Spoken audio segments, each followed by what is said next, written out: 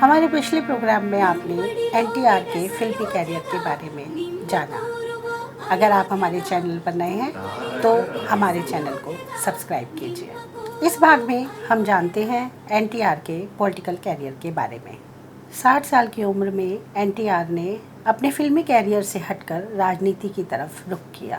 29 मार्च 1982 को हैदराबाद में एनटीआर ने अपनी पार्टी तेलुगु देशम की नींव रखी।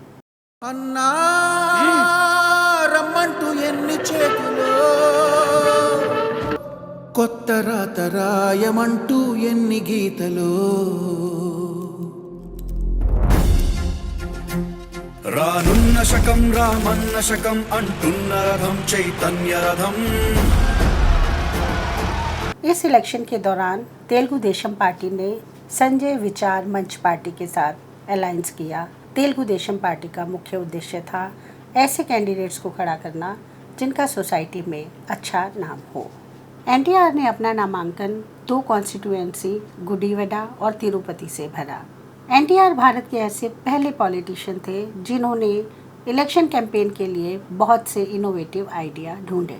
एनटीआर ने अपनी कैंपेनिंग के लिए रथ यात्रा शुरू करी। इसके लिए उन्होंने अपनी शेवरलेट गाड़ी को मॉडिफाई कराया और इसका नाम रखा चैतन्य रथम। चैतन्य रथम में एनटीआर ने समस्त आंध्र प्रदेश का दौरा किया। चैतन्य रथम के सारथी बने एनटीआर के बड़े पुत्र नंदामूरी हरि कृष्णा, जो तेलुगु सिनेमा जगत के एक मशहूर एक्टर थे। మధ్యలో కాదు, మనం పుట్టక ముందు నుంచే యుద్ధం మొదలైంది। దీన్ని మధ్య एनटीआर के रथ को दूर से ही पहचाना जा सकता था। रथ पर फहराते पीले पार्टी ध्वज और बैनर और स्वयं रथ पर विराजमान एनटीआर जनता जनार्दन से कम्युनिकेट करते हुए। तेलुगु देशम पार्टी का चुनावी स्लोगन था तेलुगु वारी आत्मा गौरवम। एनटीआर ने तेलुगु जनता के आत्म स्वाभिमान को पुनः स्थापित करने और सरकार तथा आम जनता के बीच संबंध स्थापित करने को अपना मुख्य चुनावी मुद्दा बनाया। ఈ తెలుగుదేశం శ్రామికుడి చెమటలో నుంచి, కార్మికుడి కరిగిన కండరాల్లో నుంచి, రైతు కూలీల రక్తంలో నుంచి, రైతు కూలీల రక్తంలో నుంచి, నిరుపేదల కన్నీటిలో నుంచి, కష్టజీవుల కంటి మంటల్లో నుంచి, అన్నార్తుల అక్కందరలో నుంచి పుట్టింది ఈ తెలుగుదేశం। తెలుగువాడి పౌరుషం చాటి చెప్పడానికి, తెలుగువారి ఆత్మగౌరవం నిలబెట్టడానికి పుట్టింది ఈ తెలుగుదేశం। राज्य विधानसभा इलेक्शन में तेलुगु देशम पार्टी ने 294 सीटों में से 202 सीटें हासिल करके नया कीर्तिमान स्थापित किया। स्वयं एनटीआर ने गुडीवडा और तिरुपति दोनों कॉन्स्टिट्यूएंसी से भारी जीत हासिल करी। సరికొత్త పథం జన చిత్తరథం నెరవేర్చుటకై ఉరివేష పథం జన జాగృతికై శంఖారవమయ్యలు గెత్తిన కథన కుతూహల నాదం। 9 जनवरी 1983 का वो ऐतिहासिक दिन था जब एनटीआर आंध्र प्रदेश के पहले नॉन कांग्रेसी और 10वें चीफ मिनिस्टर बने। उनके साथ उनके 10 कैबिनेट मिनिस्टर और 5 राज्य मंत्री थे। 15 अगस्त 1984 को जब एनटीआर ओपन हार्ट सर्जरी कराने यूएस गए थे, तब आंध्र प्रदेश के गवर्नर ठाकुर रामलाल ने उन्हें सीएम के पद से अपदस्थ कर दिया और उनके फाइनेंस मिनिस्टर, जो एक पुराने कांग्रेसी भी थे, नदेंद्रला भास्करा राव को उनकी जगह सीएम बना दिया। ये वही नदेंद्रला भास्कर राव थे जिन्होंने तेलुगु देशम पार्टी को समय की मांग बताते हुए और इंडियन नेशनल कांग्रेस से आंध्र प्रदेश की जनता की मुक्ति की चाहत के साथ तेलुगु देशम पार्टी को ज्वाइन किया था। एनटीआर ओपन हार्ट सर्जरी के तुरंत बाद भारत वापस आए और उन्होंने गवर्नर हाउस में 294 एमएलए की उपस्थिति के साथ अपना बहुमत सिद्ध किया।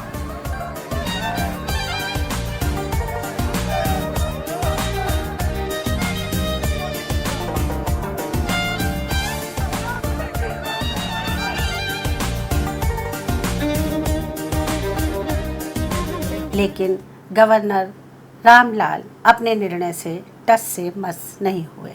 इसके प्रत्युत्तर में एनटीआर ने अपने कैंपेन चैतन्य रथम को पुनः शुरू किया। इस बार आंध्र प्रदेश की आम जनता के साथ साथ एनटीआर के साथ डिफरेंट पार्टियां भी शामिल थीं, जिनमें जनता party, BJP, left front, DMK और नेशनल कॉन्फ्रेंस एनटीआर के कंधे से कंधा मिलाकर खड़ी थी।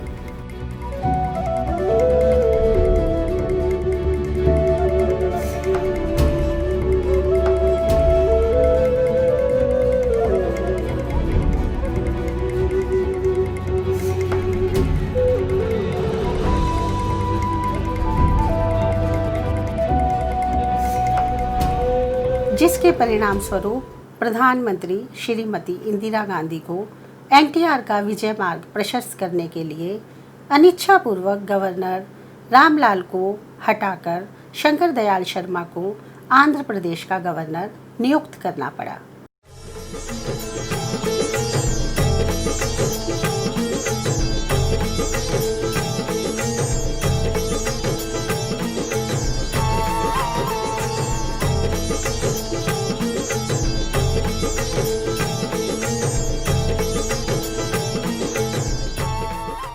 इस घटना के करीबन 1 महीने बाद प्रधानमंत्री श्रीमती इंदिरा गांधी की उनके सिक्योरिटी गार्ड्स द्वारा बर्बर हत्या कर दी गई।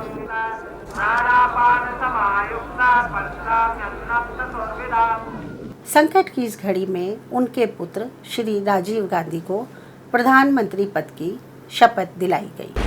I, Rajiv Gandhi, do solemnly affirm that I will do directly, I will not directly or indirectly. सहानुभूति लहर के चलते 1984 में आंध्र प्रदेश को छोड़कर समस्त भारत में कांग्रेस पार्टी की भारी जीत हुई।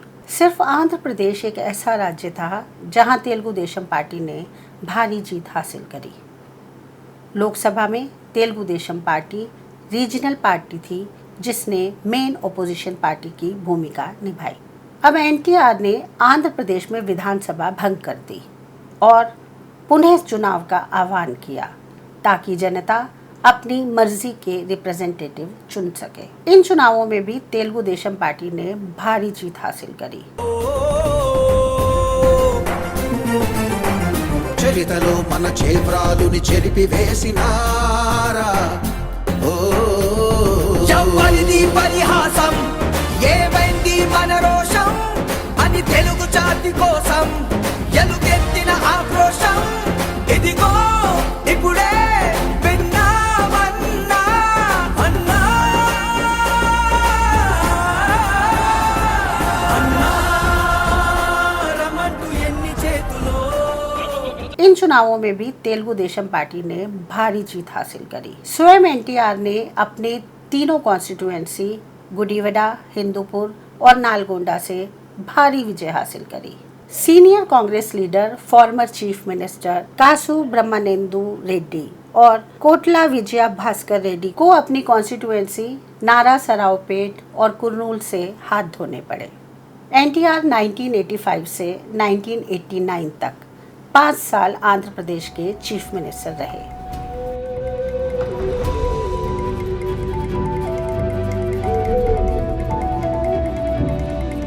दिसंबर 1989 में सत्ता विरोधी लहर के कारण एनटीआर को अपनी सत्ता से हाथ धोना पड़ा और आंध्र प्रदेश में पुनः कांग्रेस की वापसी हुई। इस दौरान एनटीआर को अपनी कॉन्स्टिट्यूएंसी कलवाकुर्ती से हाथ धोना पड़ा, लेकिन हिंदूपुर से उन्होंने फिर से भारी जीत हासिल करी।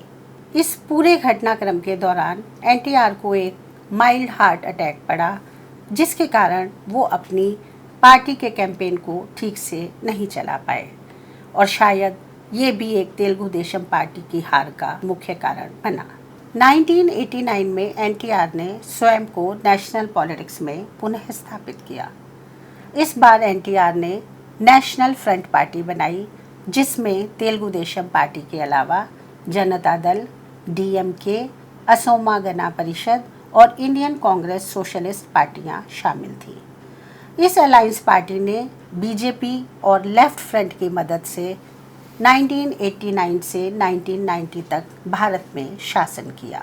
इस दौरान एनटीआर लीडर ऑफ ऑपोजिशन थे और केंद्र में इस पार्टी को श्री वीपी सिंह लीड कर रहे थे, जो उस समय मंडल कमीशन की सिफारिश लागू कर रहे थे, जिसमें अदर बैकवर्ड क्लासेस को 27% का रिजर्वेशन दिया जा रहा था।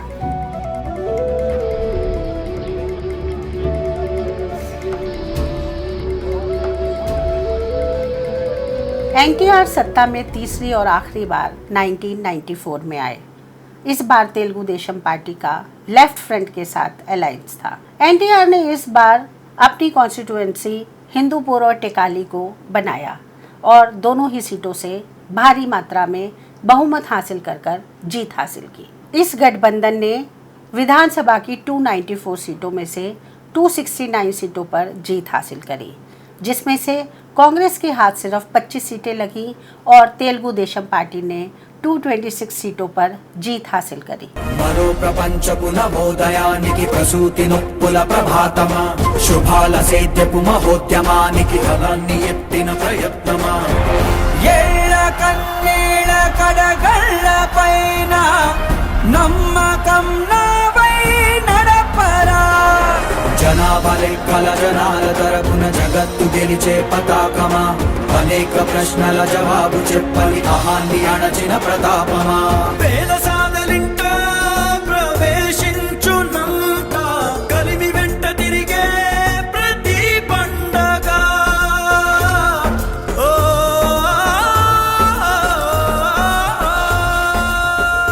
एनटीआर के दामाद चंद्रबाबू नायडू, जो कि पार्टी में उनके राइट हैंड थे,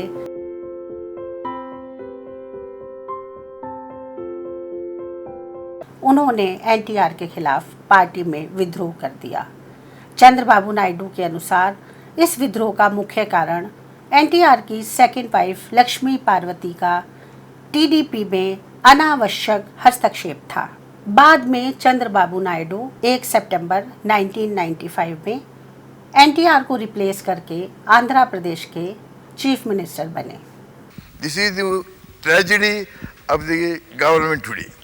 ఎంతవరకు నా మీద ఏదో సాధించాలి, ఆయన కంటే ఏదో ఎక్కువ పనులు చేయాలి, ఆయన ప్రజాప్రభుత్వం అన్నాడు, నేను ప్రజాప్రభుత్వం అంటాను, రేపు ఏదో శ్రమదానం అన్నారు, శ్రమదానం ఎప్పుడో నేను చేశాను, మీకు తెలుసు. అందరం కూడా మేమే తలగొడ్డల చుట్టూ పత్రికల్లో కూడా వేశారు. వ్యవసాయ కేంద్రాల్లో పనిచేసాం. మరి ఇవన్నీ ఎప్పుడో చేసినాయి. కేవలం తిరిగి ఒకసారి ఇవి తనమైనట్టుగా చిత్రించుకుంటున్నాడు ఆయన. ఇది ఒక మీదే ఏదో ఒక ఒబీడియంట్ ఫాలోయర్గా ఇప్పటికైనా సరే మర్చిపోకుండా పునఃప్రవేశపెడుతున్నాడు. కానీ ప్రజలను ద్రోహం చేయటం మాత్రం అది దురదృష్టకరం. అది ఎవరు సహించినటువంటి విధానం. కేవలం ఇది దగాకోరు రాజకీయం. एनटीआर को 1968 में भारत सरकार द्वारा पद्मश्री अवार्ड से सम्मानित किया गया। आंध्र यूनिवर्सिटी की तरफ से 1978 में उन्हें डॉक्टरेट की उपाधि से नवाजा गया।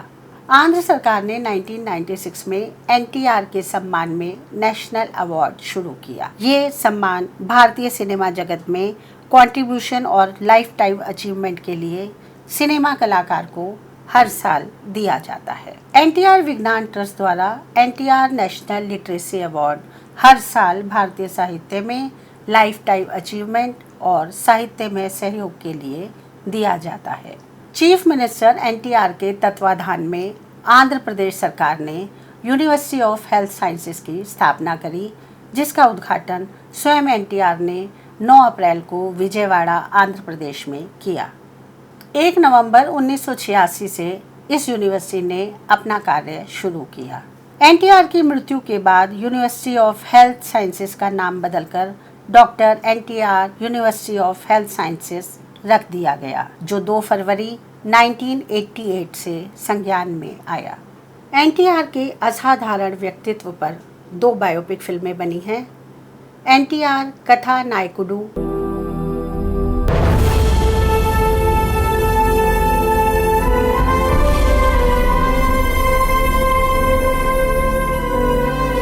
ఎందుకు మానేశా?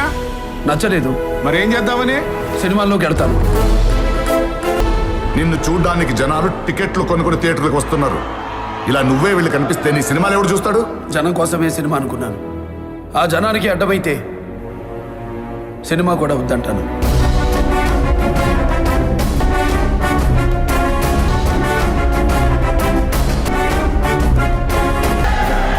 और एनटीआर महानायकुडू। वो दिल्ली आए तो मैं क्या कर सकती हूँ। పార్టీకి పెద్ద అయిన గ్లామరే అనుకో, కానీ గ్లామర్ నేను. నిశ్శబ్దాన్ని చేతగానితనం అనుకోవద్దు. మౌనం మారణాయుధంతో సమానమని మర్చిపో.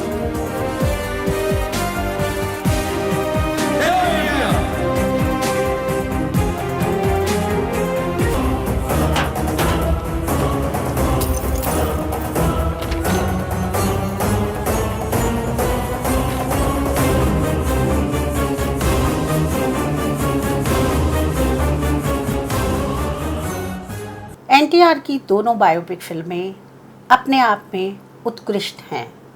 अगर एनटीआर के बारे में समूची जानकारी हासिल करनी है तो इन दोनों फिल्मों को देखना एक अच्छा अनुभव रहेगा। इन फिल्मों में एनटीआर का रोल उनके बेटे और तेलुगु इंडस्ट्री के महान कलाकार नंदामुरी बालाकृष्णा ने निभाया है। 18 जनवरी 1996 को इस महानायक की यही लीला समाप्त हो गई। 72 वर्ष की आयु में एनटीआर की उनके निवास स्थान हैदराबाद में हार्ट अटैक से मृत्यु हो गई।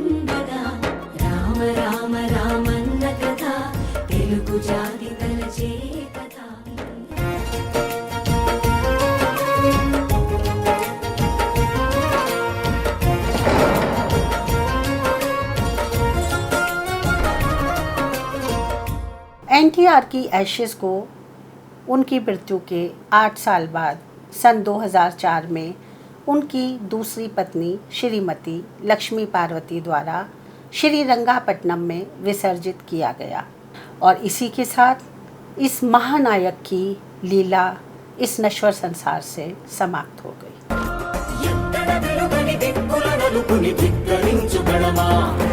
నిప్పుల గొప్పెనలాను గురిమిది నిన్ను నిలుపగలవా